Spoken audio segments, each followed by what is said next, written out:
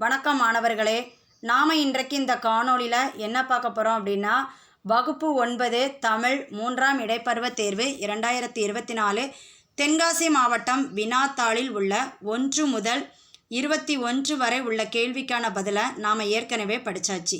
இனி இந்த காணொளியில் 22வது கேள்வியிலிருந்து பதில்களை படிக்கலாம் வாங்க. அனைத்து வினாக்களுக்கும் விடையளிக்க. 22 நீங்கள் விரும்பி படித்த நூல் ஒன்றிற்கு மதிப்புரை எழுதுக.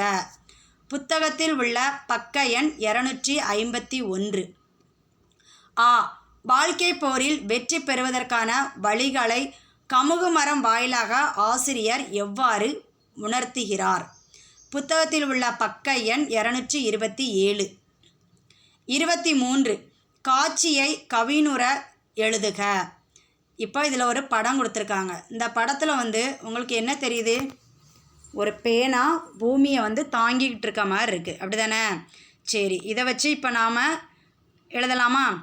இறைவன் படைப்பினில் இனிய உலகம், இன்றைய உலகம் உயர்ந்த உன் அறிவால் எழுச்சி பெற வேண்டும். உன் பேனா முனையால் உலகை புரட்டி போடு. உயர் எண்ணங்கள் உருவாக வேண்டும். இந்தியா உயர்வடைய மாணவனே மாணவியே இன்றே புறப்படு.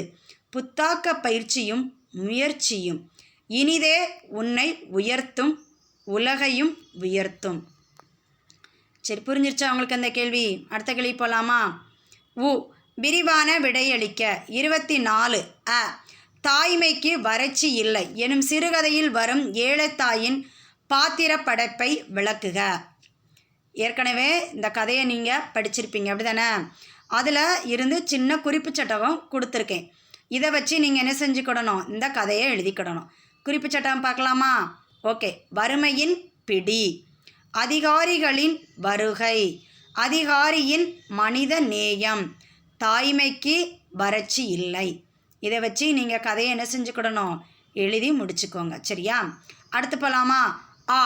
மொழியின் விரல் பிடித்து நடக்க பழகி கொண்டிருக்கும் தன் மகனுக்கு நான் முத்துக்குமார் எழுதியுள்ள கடித செய்திகளை தொகுத்து எழுதுக.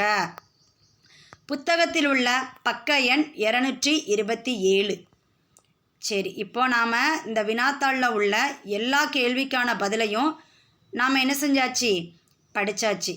இந்த வினாத்தாளில் உள்ள ஏதாவது ஒரு கேள்விக்கு உங்களுக்கு சந்தேகம் இருந்தது அப்படின்னா நீங்கள் கமெண்ட் பண்ணுங்கள், சரியா? இந்த காணொளி உங்களுக்கு ஒரு பிரயோஜனமாக இருந்துச்சு அப்படின்னு நீங்கள் நினச்சிங்கன்னா லைக் பண்ணுங்கள், ஷேர் பண்ணுங்கள், கமெண்ட் பண்ணுங்கள். இதே மாதிரி உங்களுக்கு நிறைய காணொளிகள் தேவை அப்படின்னு நீங்கள் நினச்சிங்கன்னா எங்களுடைய யூடியூப் சேனலை நீங்கள் சப்ஸ்கிரைப் பண்ணி வச்சுக்கோங்க. நன்றி.